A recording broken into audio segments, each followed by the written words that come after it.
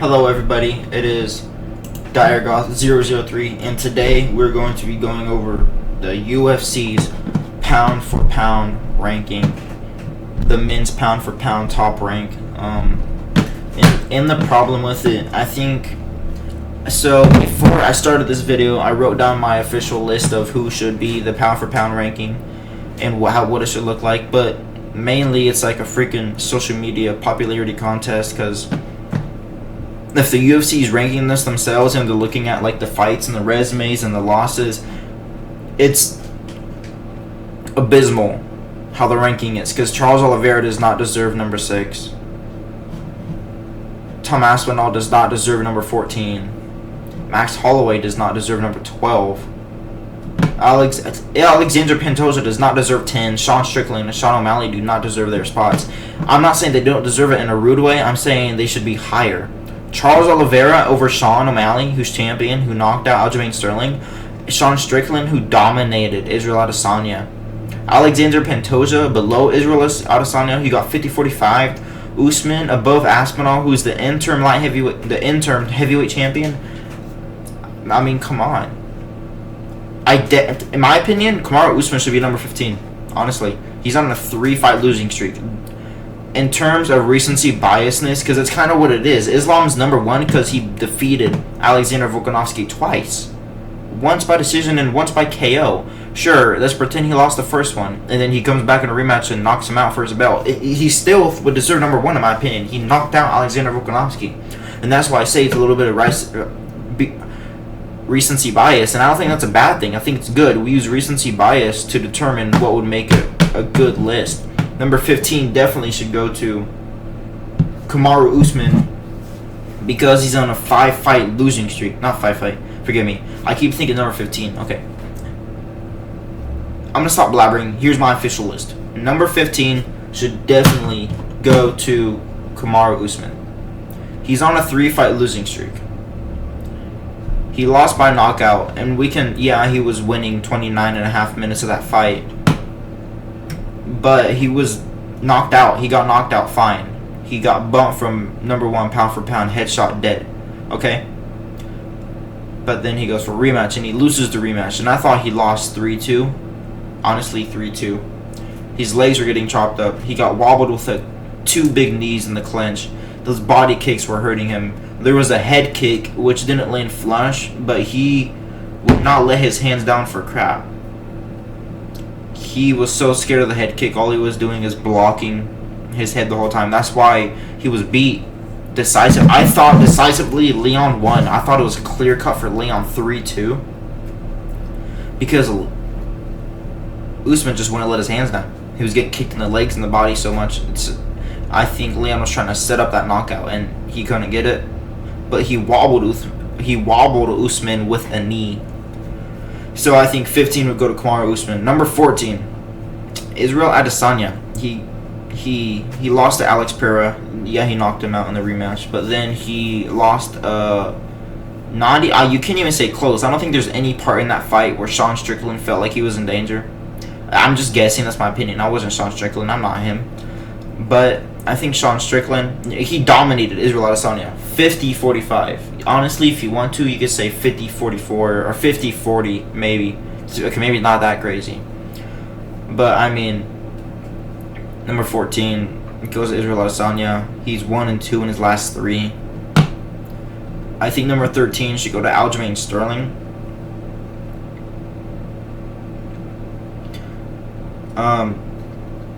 Number 12. So the way I'm doing it from 12 to 15 is just I'm putting everyone who's on like a little bit of a losing streak, and like I'm just really ranking it by who's like what's the best loss really. I like, if that makes sense. I think Usman has the worst losses of everyone on here, so he deserves number 15. He's on a 3-fight losing streak. Number 15 is Usman. Number 14 is Israel Adesanya. He's 1-2 in his last 3. Number 13, Aljamain Sterling. Mainly because it's not like where it's Usman or it's Israel. He actually put up a good fight against Sean. For what it was worth, yeah, he got finished, but it wasn't as bad as a 3-fight losing streak for Usman or 1-2 in his last 3 for Israel. Number 12, Yuri Prochazka. mainly because this was his first loss in the UFC. This was his official first loss in the UFC, and he was champion before he was champion not too long ago. Well, like a year and a half ago, he was champion. So I think his loss versus Alex is the best loss on this resume, considering how good he did, considering how good he did against Alex Pereira. After Yuri would be number 11. Be Charles Oliveira. I put Charles Oliveira at number 11. I think he deserves number 11, because at least he has a win, unlike these guys I just mentioned. He has a win against Beneil Dariush, simple as that. Just because he has a win over these guys. Not these guys right here, but the names I just said, Usman, Israel, Aljamain, and Yuri. He had at least Charles Oliveira can put together one win. Number 10 would be Max Holloway. And you might notice a little category, like a little theme. I'm separating number 12 through 15 is like people on losing streaks. Number 11 and number 10 are contenders, and people who I think are the best contenders of number 10 through 15. I think number 10 goes to Max Holloway, who is the best contender from number 10 to number 15 because he's on a 2-fight win streak. He knocked out the Korean Zombie, and then he beat Arnold Allen 3-2. So I think he definitely deserves number 10. Number 9 will be Tom Aspinall. I can't put Tom Aspinall under Max. Tom Aspinall's an interim heavyweight champion. He's not the official champion for the interim, or he's not the official heavyweight champion, so that's why he's not number 9, because the rest of these rankings are the champions, of course. So I'd have to put him at number 9 because, he's interim champion, and he actually has a belt at the moment, unlike these other guys. Number 8, Alexander Pantoja, simply due to the competition. And kind of the resume as well. Yeah, he did do really good against Brandon Moreno. Some people thought Brandon won. I thought Alex won. I thought Alexander won. But if you look at Brandon's record, I guess his last 4 fights, there were 2-1-1, or was it 1-1-2, or it's like something like that. He lost to Figgy twice, and then he beat him once. So that's 1-2-1. That would be 1-2-1 because it's a draw. I think before Alexander Pantoja, number 7 would be Sean Strickland. He dominated Izzy, simple as that. And then he beat Abus, who's like a bum. Anyone could beat Abus Nurmagomedov, or Hurkacz Zapatov, or Come On My Face Manov, whatever his name is. Number 6, I would put Sean O'Malley, simply due to the fact he's on a good win streak though. He beat Piotr Jan, and then he finished Aljamain Sterling. Really good. Number 5, I would put Alexander Volkanovski, and I had struggle making this list because I wanted to put Alexander Volkanovski at the number 7 or number 8 because he's on a 2-fight losing streak, and it's difficult, but he's still champion. And no, he's not on a 2-fight losing streak. No, he's not on a 2-fight losing streak. He lost to Islam, and then he beat Yair Rodriguez, and then he lost to Islam. So he's 1-2 in his last 3. Forgive me, not a 2-fight losing streak. I forgot that Yair fight happened. It was long ago, so long ago. It was like a few months ago. I forgot it happened.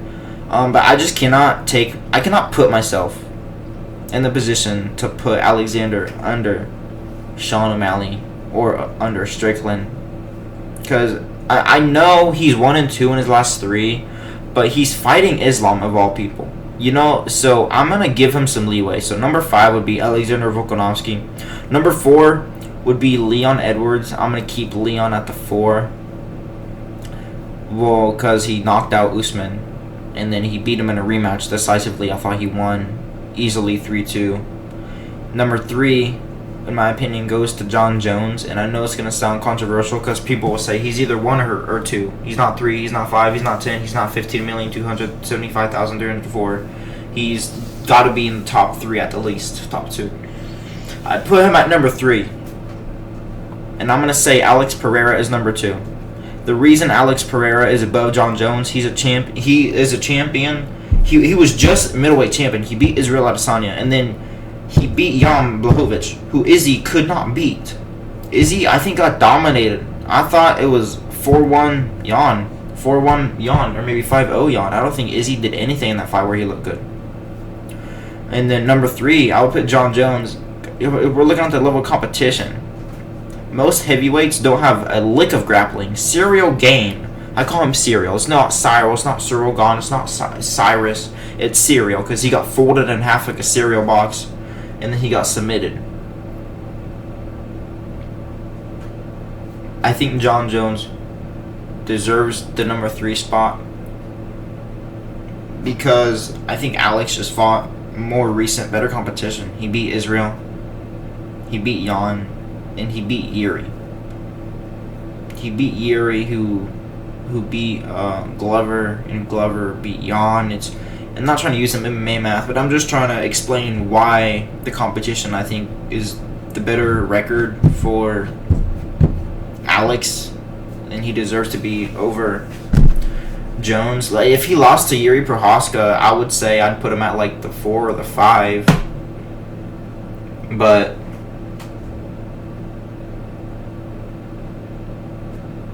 yeah, that I guess just that Yuri fight kind of bumped him to 2 in my opinion. Honestly, bumped him to 2 in my opinion. Number 1, Islam Makhachev, and I think that's a clear-cut win for Islam. That's a clear-cut win at the number 1 spot. Because if you look at his resume, right, he beat... Oh, I got a yawn. He beat Charles Oliveira for the belt. It's not like Oliveira was the champion, but technically he did beat Charles Oliveira to win the belt, even though he wasn't champion, but you know what I mean. He beat Charles Oliveira, who's on a big win streak. Because he beat Tony Ferguson, and he beat Michael Chandler, right? He dominated Tony Ferguson for 15 minutes. I thought it was like a 30-27, honestly. And then he knocked out Michael Chandler, who was the Bellator champion with like 2 or 3 title defenses. He beat Eddie Alvarez, and then he beat one of the Pitbull brothers. You know, after that, his first title defense was Dustin Poirier, who was on a good streak. You know, he beat Conor McGregor, leg kick or not. You guys can argue about, leg kick, titanium shin bone, but he submitted Dustin Poirier. Look at Poirier's resume. That's crazy, though. It's a good resume. And then after that, we know he missed weight, but I think the scales were messed with, honestly. I'm going the conspiracy route, and I'm throwing a fib because I'm a Charles Oliveira fanboy. But I think, you know, after that Poirier fight, he beat Gaethje.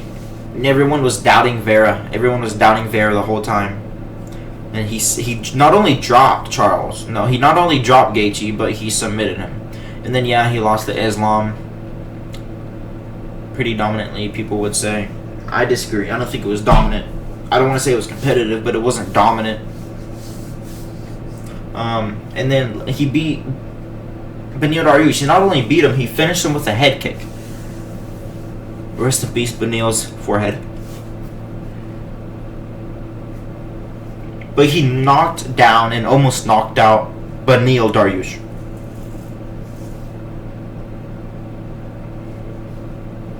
He finished him. Not only that, he beat everyone who was in the top 5. Charles Oliveira has a win over everyone in the top 5, besides Islam. If we look at this, right? Look at the men's lightweight, right? You got Charles Oliveira, number 1. He beat Justin Gaethje. He beat Dustin Poirier. He beat Michael Chandler. He beat Beneil Dariush. And like, give me a second. I have to do something. Okay, I'm back, y'all. Sorry, I was feeding the cat. So yeah, Islam Makhachev, he not only submitted Charles Oliveira, he defeated Alexander Volkanovski by decision. I thought was a close one. The first time watching it live, I thought Alexander won 3-2. And then I rewatched it and I thought Islam won 3-2. Honestly, it could arguably be a 4-1. I know people talk about, well, he did nothing with the control time. He did a lot of stuff with the control time. In round 1, if people read the rules, the control time, it gets confusing to people who don't know what they're watching. Round 4 goes to Islam. People say, well, he was just holding the back of Volkanovski. Well, in the rules, it states that if you have a position on the ground that can theoretically or possibly lead to a finish in the match, it's counted as control time, and it's good scoring, as they see. People would say, well, round 4 should go to Alex because Islam just held us back the whole time. But in that scenario, Islam had the back, and he potentially could have ended it. He did it, but it was a position that could have led to a finish had he did sunk in the rear naked choke. Just like with round 1, he had the neck crank. It wasn't fully locked in, but he was pulling back on the face. It wasn't under the chin, but he was trying to pull on the face to finish. Round 1 and round 4 were big instances. People complained about the grappling, that Islam was doing nothing with the grappling, but I thought Islam did what he was supposed to do. He was winning. But like I was saying, Islam definitely deserves number 1. He submitted Charles Oliveira. He defeated Alexander Volkanovski by decision, and then he knocked out Alexander Volkanovski. He knocked him out. He head kicked him. TKO. Head kick. Sorry, I'm yawning. But that's kind of it for the video. But to quickly go over my rankings again: number 1, Islam; number 2, Alex Pereira; number 3, John Jones; number 4, Leon Edwards; number 5, Alexander Volkanovski; number 6, Sean O'Malley; number 7, Sean Strickland; number 8, Alexander Pantoja; number 9, Tom Aspinall; number 10, Max Holloway; number 11, Charles Oliveira; number 12, Yuri Prohaska; number 13, Aljamain Sterling; number 14, Israel Adesanya; and finally, but not least, whatever that saying is, number 15, Kamaru Usman. And that's kind of it for the video for today. But yeah, that's my video. This is my video. The biggest problem with the men's pound for pound ranking is the contenders. Some of these contenders are the biggest problem with the men's pound for pound ranking is some of these contenders are above the champion. Like, honestly, you have a champion in Sean O'Malley, who's below Charles Oliveira. You have a champion in Sean Strickland, who's under Charles.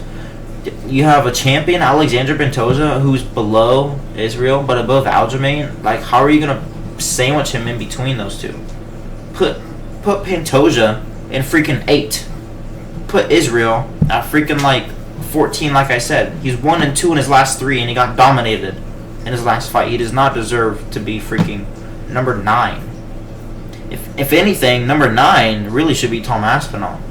Because if we're gonna do it by weight class, I think the contenders should start at number 10. I don't think any contender deserves to be at 9 the 1. No, not at all. Charles Oliveira does not deserve number 6. Number 6 should be like Sean O'Malley or Sean Strickland. And he was number 5, and now he's number 6. You see, he went down 1. How I would do it is really like, if you want to replace Islam with like Sean Strickland or Sean O'Malley or Alexander or whatever, you do that. Just keep number 1 through number 9 the champions, and number 10 through number 15 are the contenders. You have to separate them. Why? Because contenders do not deserve to be top 6 or top 10. The champions are the best of their respective division, and they deserve to be 9 through 1 or 1 through 9, vice versa. They do not deserve to be freaking number 10. Honestly. And the Usman does not deserve 13. How do you bump him up 1? He was 14, now he's 13. Yuri was 13, now he's 15. I think Usman deserves the 15 spot. Out of everyone on this list, no one else is on a 3-fight losing streak. Izzy is 1-2 in his last 3. How are you 1-2 in your last 3 and you're number 9? This is crazy to me. But that's the video for today. Y'all enjoy your night. Spread love, peace, and positivity.